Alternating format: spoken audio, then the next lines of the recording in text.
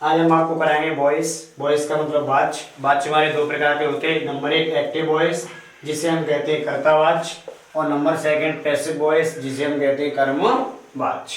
आज कराएंगे आपको past indefinite tense, helping verb in active voice. Past indefinite tense की जो एक्टिव वॉइस वाले वाक्य में हेल्पिंग वर्ब होती है वो होती है did. Make of rules for assertive sentence. Make of rules for assertive sentence, जब वाक्य साधारण हो तो बनाने के नियम। रूल नंबर फर्स्ट, इस प्रकार के वाक्यों का एक्टिव वॉइस से पैसिव बनाते समय सर्वप्रथम एक्टिव वॉइस के ऑब्जेक्ट का सब्जेक्ट वाला रूप लगा देते हैं, प्लस हेल्पिंग वर्ब के रूप में बाज या बर अकॉर्डिंग टू न्यू सब्जेक्ट। नए कर्ता के अनुसार हेल्पिंग वर्ब बाज या बर लगाते हैं, प्लस मेन वर्ब की third form plus complement plus by plus active voice के सब्जेक्ट का ऑब्जेक्ट वाला रूप लगा देते हैं। For example, she wrote an application yesterday. She wrote उसने लिखा, एन एप्लीकेशन एक प्रार्थना पत्र, यस्टरडे कल उसने कल एक प्रार्थना पत्र लिखा। इसमें सब्जेक्ट है सी और ऑब्जेक्ट है एन एप्लीकेशन। अब एन एप्लीकेशन को हम सब्जेक्ट के स्थान पर रख देंगे। एन एप्लीकेशन सिंगुलर है, सक्रिया हमने वॉज लगा दी। रोट की थर्ड फॉर्म क्या है? रिटर्न। कंप्लीमेंट यस्टरडे, फिर वाई, उसके बाद सी का ऑब्जेक्ट का रूप क्या हो गया? Her. Second example, Sauravi ate the right mangoes today. Sauravi ate the right mangoes today, Sauravi ने आज पके आम खाए थे। तो इसमें सब्जेक्ट है सौरवी, ऑब्जेक्ट है द राइट मैंगोज, और ऑब्जेक्ट को सबसे पहले हम सब्जेक्ट बना देते हैं, सब्जेक्ट के स्थान पर रख देते हैं। तो द राइट मैंगोज प्लूरल हो गया, ये बहुवचन हो गया सब्जेक्ट, तो इसके लिए हमने हेल्पिंग वर्ब बना दी बर। उसके बाद एट की थर्ड फॉर्म क्या हो गई? Eat ate eaten eaten. The right mangoes were eaten today by Sauravi. एक सबसे मोस्ट इंपोर्टेंट आपके लिए ये है, नोट पॉइंट है, ऑब्जेक्ट का पता लगाने के लिए दिए हुए वाक्य से ऑब्जेक्ट का पता लगाने के लिए निम्न शब्दों का सहारा लेते हैं। जैसे नंबर फर्स्ट व्हाट, व्हाट का मतलब होता है क्या, और नंबर सेकंड है whom का मतलब होता है किसे, किसको और किसकी, किसे, किसको और किसकी। अब इससे आगे कराते हैं हम आपको पास्ट कंटीन्यूअस टेंस। ये हमारा फिनिश हो गया पास्ट इंडेफिनिट टेंस। आगे कराएंगे पास्ट कंटीन्यूअस टेंस। तो आगे लिखिए past continuous tense. Voice, voice means वाच्य होता है। वाच्य हमारे दो प्रकार के होते हैं, एक्टिव वॉइस कर्तावाच, पैसिव वॉइस कर्मवाच। आज कराएंगे past continuous tense, helping verb in active voice. Active voice वाली सेंटेंस में पास्ट कंटीन्यूअस टेंस की सामान्यतः सक्रिया होती है बाज या बर। बाज लगाते हैं हम एकवचनकर्ता के साथ, बर लगाते हैं बहुवचनकर्ता के साथ। Make of rules for assertive sentence, जब वाक्य साधारण हो तो बनाने के नियम, जब वाक्य सिंपल हो तो बनाने के नियम। रूल नंबर फर्स्ट, इस प्रकार के वाक्यों का एक्टिव वॉइस से पैसिव वॉइस बनाते समय सर्वप्रथम या सबसे पहले एक्टिव वॉइस के ऑब्जेक्ट का सब्जेक्ट वाला रूप लगा देते हैं, प्लस हेल्पिंग वर्ब के रूप में was were plus being according to new subject लगा देते हैं।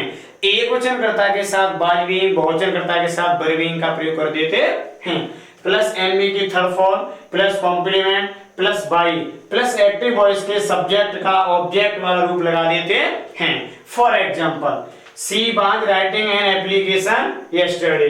सी was writing an application yesterday, वह कल एक प्रार्थना पत्र लिख रही थी। इसमें सब्जेक्ट है सी और ऑब्जेक्ट है एन एप्लीकेशन। एन एप्लीकेशन को हम सब्जेक्ट के स्थान पर रख देंगे।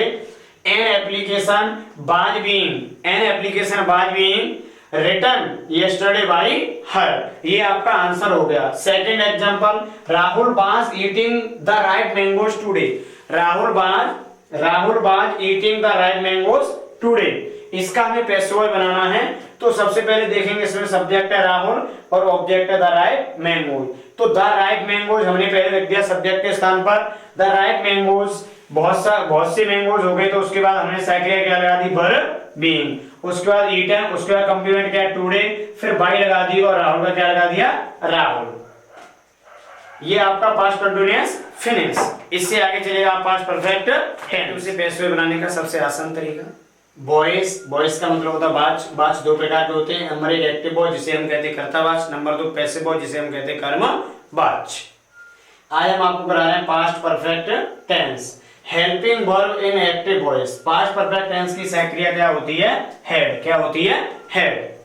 Make of rules for assertive sentence. जब वाक्य साधारण हो तो बनाने के नियम। जब वाक्य साधारण हो तो बनाने के नियम। नियम नंबर फर्स्ट, इस प्रकार के वाक्यों का एक्टिव वॉइस से पैसिव वॉइस, इस प्रकार के वाक्यों का एक्टिव वॉइस से पैसिव वॉइस बनाते समय सर्वप्रथम एक्टिव वॉइस के ऑब्जेक्ट का सब्जेक्ट वाला रूप लगा देते हैं, प्लस हेल्पिंग वर्ब रूप में had plus been, helping verb रूप में had plus been according to new subject लगाते हैं, प्लस एमबी की third form plus complement plus by plus active voice के सब्जेक्ट का ऑब्जेक्ट वाला रूप लगा देते हैं। For example, Sonam had cooked the food today. Sonam had cooked the food today. Sonam आज खाना पका चुकी थी। तो सबसे पहले देखेंगे इसमें सब्जेक्ट क्या है? सोनम, और ऑब्जेक्ट है द फूड। तो द फूड को हम सब्जेक्ट के स्थान पर रख देंगे। द फूड हेल्पिंग वर्ब हमारी हो गई हैड बीन, और कुक्ड की थर्ड फॉर्म क्या है? कुक्ड, और कॉम्प्लीमेंट टुडे प्लस बाई, और उसके बाद सब्जेक्ट हमारा सोनम है तो सोनम का सोनम ही रहेगा। एनी नाउन का एनी नाउन द सेम रहता है। और दूसरा एग्जांपल हमारा Ankit had not called me yesterday. Ankit had not called me yesterday. Ankit कल मुझे नहीं बुला चुका था। तो इसमें सब्जेक्ट है, सबसे पहले देखेंगे अंकित, उसके बाद ऑब्जेक्ट है मी। तो मी का सब्जेक्ट वाला रूप होता है आई, और आई के साथ लगा दिया हमने हेड, और नॉट का हमने नॉट रख दिया, फिर क्या जोड़ दी? बी, और कॉल्ड का कॉल्ड कर दिया कॉम्प्लीमेंट यस्टरडे प्लस बाई, और अंकित का Ankit, the noun same, Ankit का क्या रहेगा? अंकित। आगे है past perfect continuous tense. Past perfect continuous tense, no change. इस प्रकार के वाक्यों का एक्टिव वॉइस से पैसिव वॉइस नहीं बनता है। ये आज हमने आपका पास्ट टेंस खत्म करा दिया, और इससे आगे हम कराएंगे फ्यूचर का खत्म करा देंगे। उसके बाद चलेंगे आपके मॉडल्स वर्ब, उसके बाद इन्फिनेटिव वर्ब चलेंगे, और आपके एक्टिव से पैसिव वॉइस जैसे इंपरेटिव सेंटेंस के बहुत सारे बच्चे कहते हैं कि सर इंपरेटिव सेंटेंस के वॉइस बनाना हमें बहुत कम आते हैं, लेकिन हम उसका भी सबसे आसान तरीका लेके आ रहे हैं।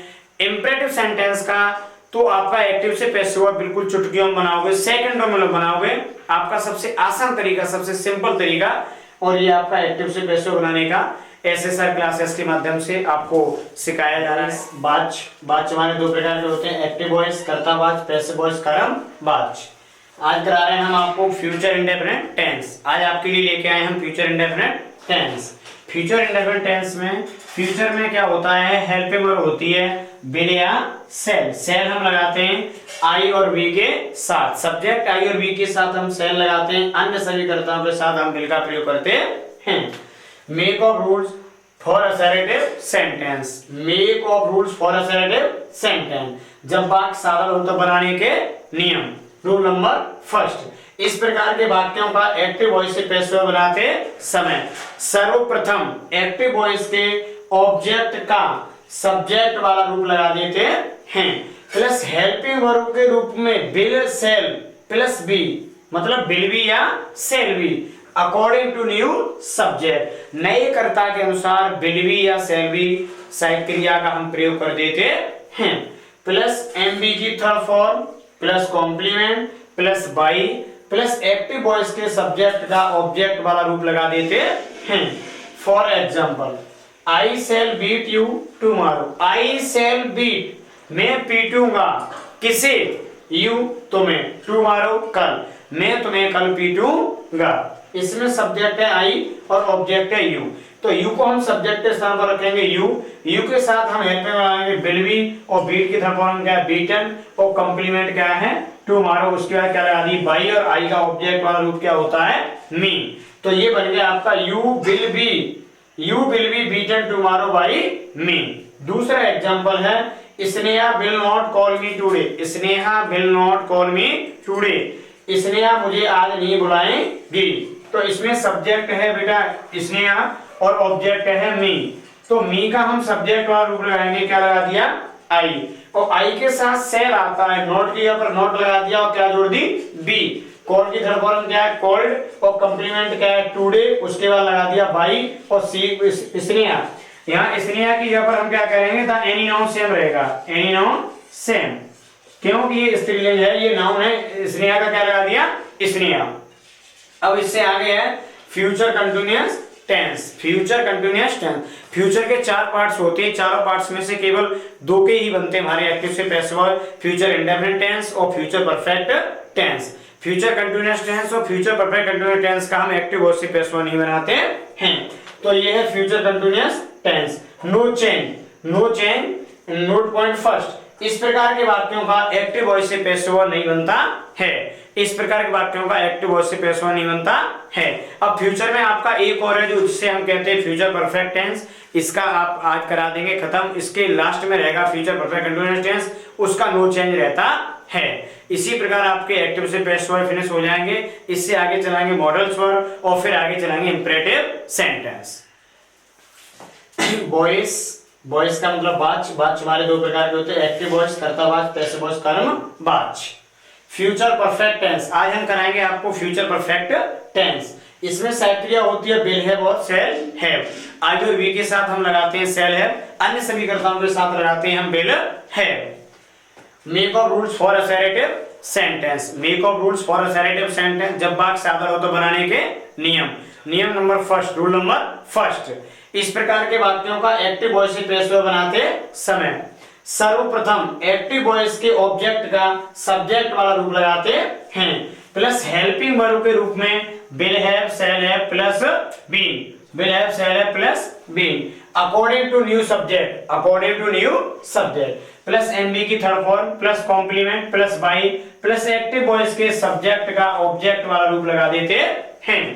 For example, we shall have read the Ramayan tomorrow, we shall have read the Ramayan tomorrow, इसमें सब्जेक्ट है हमारा we और ऑब्जेक्ट है द रामायण।